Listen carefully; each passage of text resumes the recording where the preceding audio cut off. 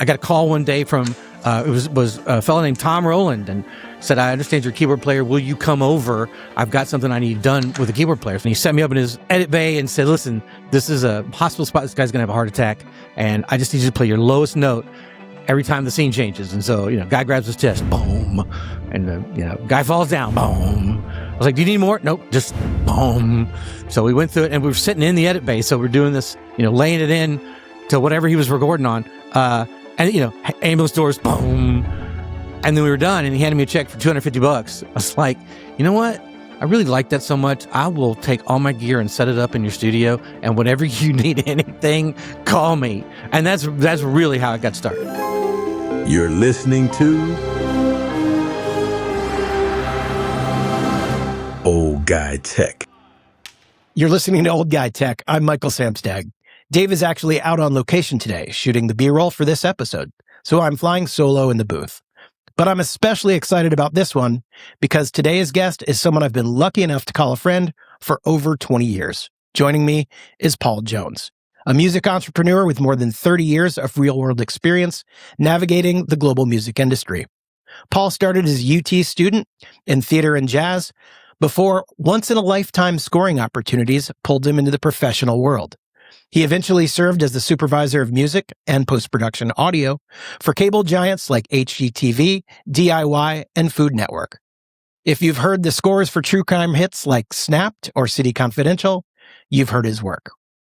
He's since founded Auralation, a worldwide production music library and scoring house that's a masterclass in modern monetization, covering everything from synchronization royalties to the infrastructure of contracts and metadata.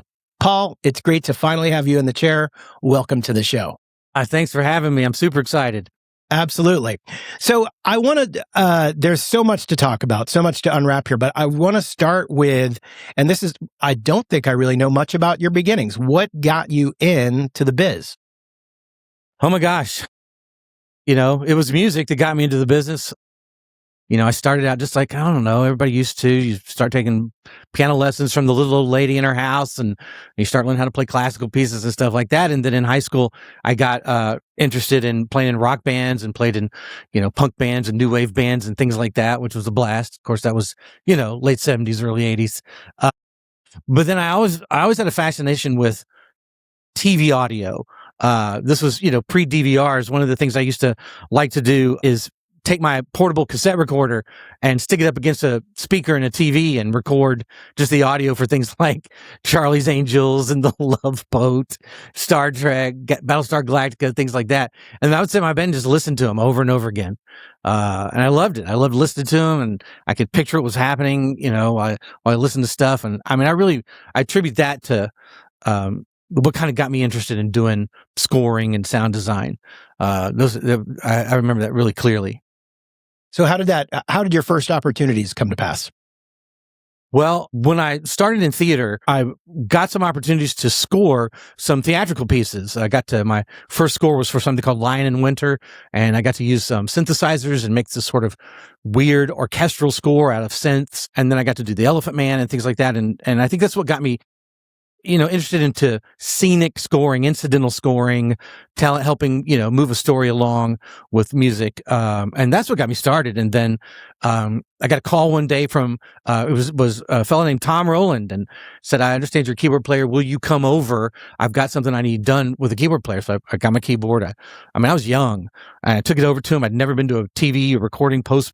I didn't even know what the terms meant. And he set me up in his edit bay and said, listen, this is a hospital spot. This guy's going to have a heart attack. And I just need you to play your lowest note every time the scene changes. And so, guy grabs his chest, boom. And, guy falls down, boom. I was like, do you need more? Nope, just boom. So we went through it, and we were sitting in the edit bay. So we're doing this, laying it in to whatever he was recording on. And, ambulance doors, boom. And then we were done, and he handed me a check for $250. I was like, you know what? I really like that so much. I will take all my gear and set it up in your studio, and whenever you need anything, call me. And that's really how I got started. What was your price per note at that point? You're like, so I have a comparison that I like to make. It drives Bonnie crazy, but like, I always say, like, the person making the most money in this town is the harp player for the Knoxville Symphony Orchestra. Yeah. Their whole chart is just a black waiting, and then they do a flourish and then take the rest of the night off. 427 bars rest, and then bling. You had that same. Is that the secret to scoring? Is just every time there's a change in the scenery, just hit a note. Every time you hit a note, you hear that cha-ching button. So you want to play a lot, so the rate goes up. I've been trying to think about some of the hats that you've worn in the music and audio field, and then I thought maybe it would be easier to think of some that you haven't. Right? Gosh, yeah. So when it comes to the full range of scoring, composing, and mixing, and arranging and sweetening for a film, any aspect of that you haven't touched? I have never gotten to direct, compose for a live orchestra for a film. I would love to be able to do that. I've used some live instruments in places and things like that, but I have never gotten to do the big party, the big game. I've never gotten to do that. Maybe before it's over, I'll get to do one. I will be thinking of a way we can help pull that together. So yeah, I'll come up with the film, and then you've got the connections with KSO. Let's do it. So on the TV side of things, from Foley to jingles to show opens to the score to mixing, sweetening, anything you haven't done on the TV side? I don't think there's much I haven't done. I mean, we have tried to keep our hands here at the studio. We've tried to keep our hands in on everything everything we can do. Yeah. On the live side, pretty much that's a weekly event for you. It is. It is. I play in a church band every Sunday, and it's a blast. It keeps your live chops up, keeps you working with great musicians and singers and things like that. And it's something I really enjoy doing. You are the Paul Schaefer of religious rock and roll. Yeah, he's a hero of mine. Yeah. Oh man, mine too. I can definitely see that. So, and then when it comes to radio now, we're going to get to a point in this question or in this segment where there's an inflection point because, in the video side of things, we're all talking about AI and it's nibbling at our toes here and nibbling at our toes there. But on the audio side of things, they're taking the feet. You're losing parts of the leg, I'm guessing. Yep. Certainly, when I think of radio, way that was probably how much of that was how much of your business was radio just say 5 years ago, and how much is it now? Well, in radio spots, I mean, in creating voice and music for radio spots, it's never been a huge part of our business. I think it doesn't it's never generated a ton of income. I mean, radio spots are usually that thing that got tossed in when you bought time. You bought time, and hey, we got for $200, man, we'll build your spot. We didn't mess with that too much. And when we got to, it was always fun, but it's always been a tack on to the video production.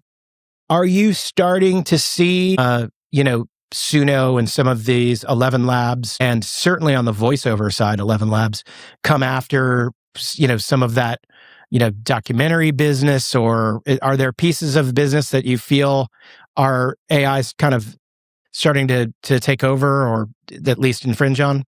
Right now, of course, we've fully embraced AI and we use it in so much stuff that we do. I figure if somebody's going to take our business or something, we need to know how it works. And we need to know it inside out. I don't think right now AI has done any more, I hate to say damage, but it's not had any more of an impact on us than music libraries have had. It's about the same. That was huge though, right? That was huge. Yeah. I mean, when the big, massive music libraries started to infiltrate, it had an effect on us. It caused our custom things to, we raised our rates but music libraries definitely had an impact. I think we really have not seen an impact from an AI music perspective on what we do. We've not seen it yet. We've bumped into it. We had a producer who kind of went off the rails and did their own versions of a song and said, "Hey man, I came with this great AI. Can you reproduce this?" And so we went for it. And then when he went to his clients, they were like, "We hate that. Go back to the musicians." Like, yeah. So how are you kind of using what Forces of Evil is wrong, because we use AI in everything. I use it in my everyday workflow for just about everything. Absolutely, yeah. In many, many ways. So how is it most helping you in terms of workflow, creative, just in the everyday? Well, if you look at our business sort of in two separate places, we have all the things we do for video production, and then we have bands, songwriters, things like that. For songwriters, it's a killer tool. We'll have a songwriter come in, they'll have a song on a piano, and they'll want to sing the vocal, play the piano. We can take that, put it into Suno, and just say, generate all the ideas you got. And now you can work with Suno Studio, pull the drum track out, pull the bass track out. We can replace the bass track. We can chop up the drums how we want. We can just keep going over and over again, add our own guitars. I mean, it is a great songwriting tool. The people that hurts are the studio musicians. And I hate that, but we don't get a lot of studio musician work anyway. So we've been doing that ourselves. So it just really speeds up the process. The awesome part for songwriters is, I didn't have to pay $1,500 for a bunch of musicians to do one version of my song. Now I can hear 20 versions of my song, pick what I like. Then I can go and do the production that I want if I want to add things in. Are we still getting, because one of the things that I love is like, for example, when we'd work on a film festival timed competition piece. Right. And it's the Paul Jones iteration machine. AI at its finest, where it's like, okay, I could do, and the piano comes in like a big gospel, and or I could do this honky tonk thing, and then you're singing the lyrics, and just like the ideas come really fast. So, are you taking your ideas then and just iterating those faster in the process of songwriting? I think when it comes to scoring, because there's songwriting, verse, chorus, bridge, there's that. But then there's scoring when you're scoring the picture. AI's not there yet. You can take sections. If I had a piano piece that rolled around for 16 bars, I could put that in there and get that back. But we're not at the point yet where you can go, I need this emotion here, I need this emotion there. There are some companies saying they can do it, and it's not good. It's a cool idea, and maybe they'll get better and better at it. But right now, it's just not there. Now, on the commercial side, like we just tried to do a spot for something, and we kept saying to Suno, I want 30 seconds. We just need 30 seconds, and here's our idea. What do you got? And we'd get back 10 seconds. We'd get back 7 seconds. We'd get back 5 minutes. Like, it's, so I'm not too worried that there's an intern at an ad agency that's going to go, I can score this for you real quick. It's not there yet. Yeah, it's very unpredictable. I noticed that certainly with Suno on the time side of things. 11 Labs was a little bit better on nailing times, but it rips through credits so fast. Right. I'm not sure that you're really, what the savings is there. So it's interesting, and I think I'm really glad to hear that AI is not, eating up your business in the ways that I might have imagined that it would. And it's similar for you as it is for us. It's just another tool in the tool. Yeah. Yeah. So let's talk about one of my very favorite things to do. And I will say up front that I have made 5 feature films in my life, and you have scored all 5 of them. Woohoo! So you are without peer in regards to composers that I've worked with on features. I love it. And you know how it is. It's there's a lot of times where, this sort of production track kind of gets me part of there, but here I'm thinking this or that. But what I really love is it's kind of an important scene, and we have an idea, and then you're like, okay. Yeah. And the layers start going in, and then all of a sudden, what without the track was like a very, very uninteresting montage this is like, wow, this is some boring filmmaking. Starts to really have a life of its own and have meaning and start to move you in a way that image can't. I love that process. What is it about that process that you love? How has it changed over time? And or how often are you working on things like that still? I think that, I think I've always had trouble. If you sit down with a blank slate, sit at the piano, score something, just sit. It's not me. I've discovered I'm just very visual. And there's those moments like in the documentaries, when you're interviewing people and talking to somebody, we're usually not scoring those. And what speaks is the spaces and the montages, and that's the stuff where I start to hear the things in my head. I look at it and I think, you know what, this speaks to me. I can hear this happen, and the trick for me is just to spit that out, what I'm hearing in my head. That's what I like to do. That's what I've always done, and I still work that way. I just have this weird thing, man. I need to see a visual. I need to see something, and it gives me this idea that is usually just part of the story. You've got to be in the story of what's being talked about, and that's what speaks to me the most. So can we talk about some of those specific instances? Yeah. And are you able to pull up those sessions? So for me, I think one of the best examples, and this is a funny one too, because we didn't come into it with just a production track that we were like, meh. We came with it almost with a challenge track for you. Right. Because we had found a very good piece of like world beat production music that was kind of working for us. The On Our Way to India for Tiger, the Hidden Tiger, I believe. Yes, the film is yes. called. Yeah. And so you were like, oh, yeah, well, let me just try. So, and I would be interested to know how many versions it went through, but it is one of my favorite pieces of film and music colliding on screen that I've been, proud to be a part of. Well, that's cool. Thank you for that. Oh yeah, I love that part. I mean, there was. I mean, you're starting off with, a plane in the sky. You can never go wrong when you start off with flying, and then you've just got faces, and you've got colors, and you've got people showing emotions and happiness and joy, and it just has that whole scene. Just that was easy to score. I mean, that just you're just scoring kind of joy at that moment. I loved that. But also the multicultural aspect of it, which absolutely, yes, you nailed. Yeah, both from the singers and from the different, I want to say ethnic instruments that I'm not familiar with. But I mean, you brought them all in, and it sounded great. Can you pull up that session? And I'd love to hear what it sounded like, sort of before the music was layered in. So this would be the film The Hidden Tiger, which came out a few years ago. Rescue Doc Films production about tiger conservation. And we had spent most of our time in the U.S. essentially talking to tiger sanctuaries and people who rescue tigers, which is a very cool job and very weird job. And then all of a sudden, we kind of literally just said to the executive producer, we should go to India. And her response was like, hell yeah, we should go to India. And I think it was only 3 weeks later that we were on the plane to India. And that's kind of that sort of sets the scene for this track.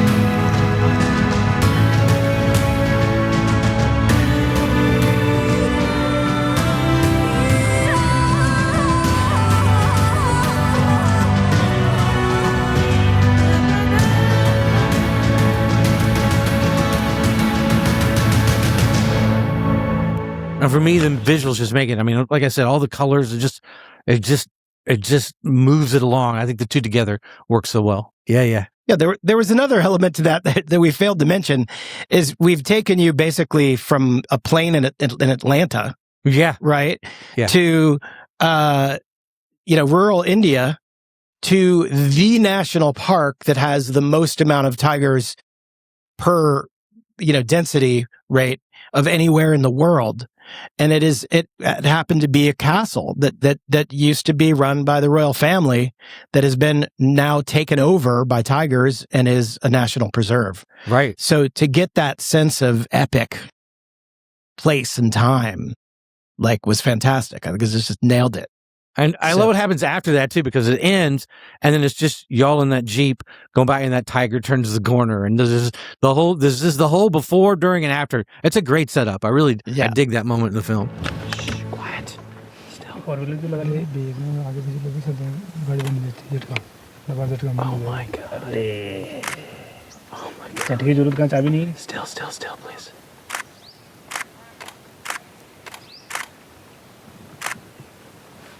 We'll get back to the show in just a second. but I wanted to take a quick beat to remind you that if you're heading out to a location or stuck in the edit suite, you don't have to stay tethered to the video. Old Guy Tech is available on all major audio platforms: Spotify, Apple Podcasts, Amazon Music, you name it.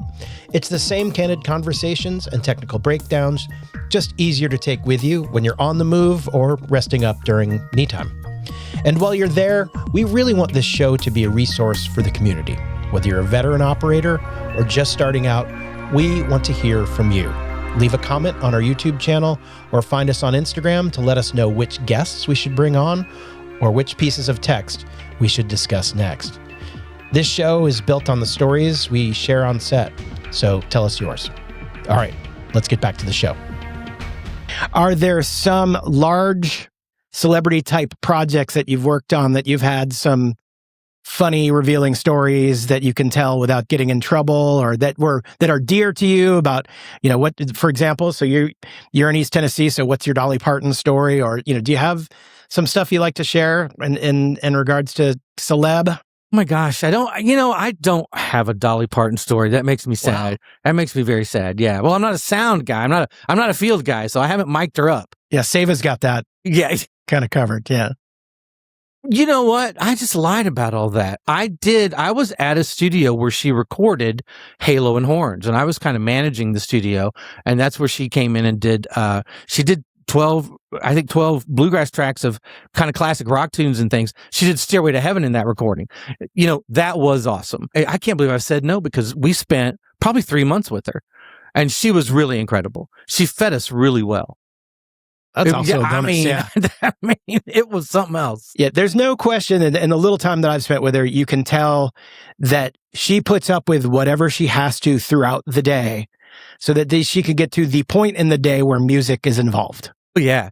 Yeah. And then she's herself, and then she's natural.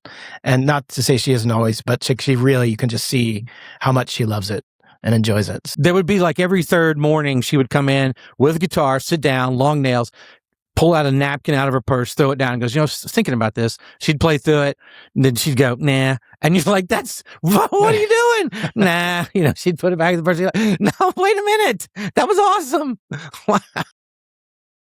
I mean, on the great musicians, the discard pile would be gold. That's right. Just give me your discards, man. I'm not asking for much.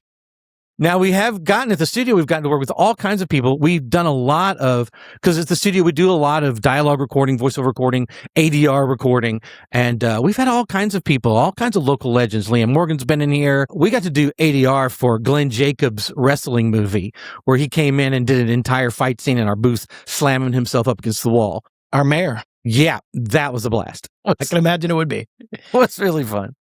Awesome. Well, any other particular favorites, or just projects that were touchstone type projects that you got to work on that you really sort of were pleased how it turned out? Man, I was just, I was thinking through all that last night. Man, that whole era of crime shows that we got to work on. I mean, it was such a blast, and there were so many of them. And it started with this scoring of each one individually. You'd score it. 2 weeks later, you'd see it on the air. You've got Paul Winfield narrating. You're like, oh my gosh, those were really great. I love looking back on those. And then how they progressed into making big music libraries for them. It was still fun because you'd get to watch the show and you wouldn't know what they picked, and you watch it and go, oh, I did that one. Oh, I did that one. Oh, yeah, it's me and Chris right there. Yeah. I mean, it turned out to be an industry in Knoxville. It is I don't know, probably one of our top 5 largest industries in this city. It's amazing. Crime. I mean, people all the time, they just shot in my house. They put a dead body in there and shot an episode in my house. Like, yeah, I want to be a dead body in one. Love it. So how about this? In this weird time in the industry, what advice would you have, or what's the best advice you were given that still stands the test of time in terms of staying alive and, just keeping working in this business? David and I were just talking a little bit before we started, and he was saying, would love to hear about who mentored you to start with. And I mean, I hate to say it like this, there was nobody.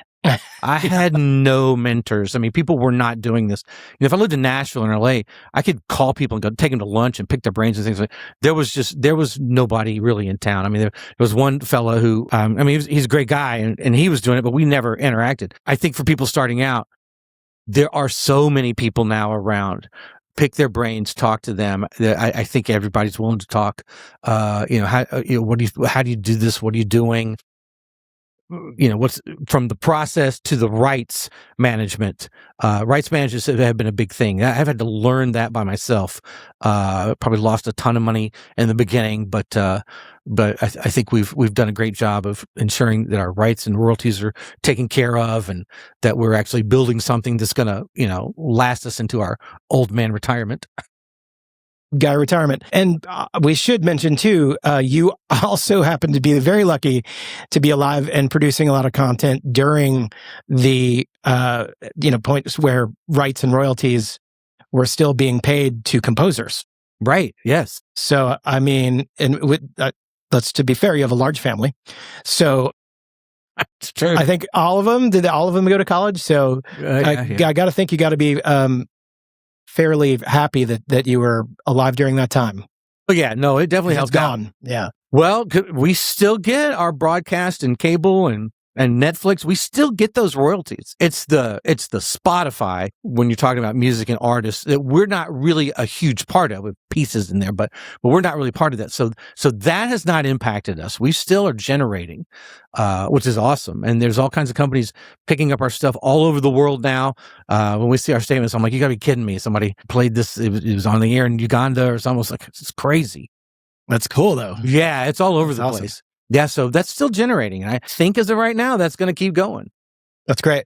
So we have talked kind of a lot about film and television. So I've had the good fortune to be kind of coming in and out of your studio when you're recording like a big band session. Oh, yeah. Can you talk a little bit about what you've got going on and sort of what the purpose is behind such a large live studio setup that you have? Well, for so long, our office spaces were just in the box rooms. So, like an edit bay. We had 2 or 3 of those and had our workstations and our keyboards and modules and guitars and everything set up in there. But there was no band recording. I mean, we one day set up a drum set on the 10th floor of a building downtown. I mean, Chris played 3 notes, and the emails and the door knocking and everybody, like we were bringing the building down. We've never had that space. And so about 7 or 8 years ago, we came here to South Knoxville and opened the space as a 1,000 square foot tracking room, because we wanted to be able to put our own instruments on our library tracks, on our spots, make our own noises and sound effects. And I mean, we cooked hamburgers in here one day for a Crystals thing. I mean, we've done all kinds of stuff, but it's big enough to have bands come in. And so we're just, why not use the space for that? Just this past Saturday, we had the UT singers in, 24 singers. There's not many rooms that can handle that. And the idea is it just becomes the space for people to come in, be creative. We're not trying to do the daily, oh my gosh, I got to fill up 8 hours every day with this band and that band and that band. We're not looking at that. We have the space available. People who want to come and create, we want them to come in, and we love to work with them. When you think about, you are also very kind and generous with your time when we were still running the Scruffy City Film and Music Festival. Yeah. As the music director. It's fantastic. We had great composers coming in. Amazing. Really helpful with that process and hosting some great sessions. What's missing? Do you wish there was more happening? I mean, obviously we have big ears here, but is there missed opportunity? Are there things, like, to me, I was very excited the first time I heard about, KSO scoring Star Wars Live, and then you realize it happens once a year. It's pretty much, it's a beat track program that travels around the world. Right. There's nothing, uniquely special about it. We were very fortunate enough to see Morgan Freeman's Music of the Blues, or the Biloxi Blues traveling show that he did in Nashville. Was fantastic. But do you wish there was more going on here, or is there stuff going on that people need to know about that they don't know otherwise? I think a big change for people that are going into composing and things like that is what's happening over at UT right now. They've started into music business. They've got a great guy helping direct that program, and they are moving in. I will not be surprised if in 5 or 10 years there's a scoring stage there and they're offering score to film. They're headed in that direction, and I think that's really exciting. We haven't had anything like that. I mean, when I was in school, it was synthesizers, and synthesis was a guy in a closet with a synclavier and you and that was your kind of synth scoring kind of class. There wasn't much there. Right. Now I really think that UT is going to start getting into those things, and they're having students come in that have that talent. I think we're going to see that expand here, and I'm excited about that. How does that help Knoxville in the sense that we don't have, a symphony recording stage? Right. So, I mean, obviously, we're generating enough musicians to keep the KSO alive. Right. Some fantastic musicians and a great orchestra. Do you think that there is the political will to support that infrastructure and to see that expand, or is that we just kind of the university builds it and we see what happens? I think it's going to be university. I mean, when you're talking national versus KSO, I mean, you start talking about musicians unions and rates and legal requirements and things like that. That's a tough thing to fight, which is why Nashville has the system down. Yeah, you pay a lot more, but you're getting all that stuff taken care of. I think if you were trying to bring a KSO for that, you're going to have all kinds of, and I'm not disparaging them, but you're going to have all kinds of rights and issues with that they don't know how to deal with yet. Well, I just meant if you're generating the students, right? That can record a soundtrack, and then you have a program where these students understand how to work on a film. I guess we'll see. Maybe it expands just sort of organically.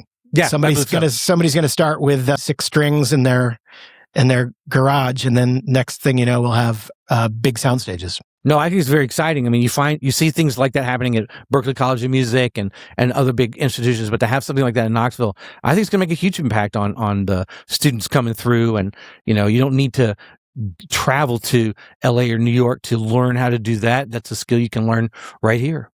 That's awesome. Anything else that you want to leave with us before we go off? Where can people find your work that's not just the Auralation, or if they want to see some various samples of your work? Oh my gosh, you can look up Zippy Tunes on Spotify. There's a little bit of stuff on there, not too much. And just kind of, watch old episodes of Murder Comes to Town. There's some good stuff on there. Awesome.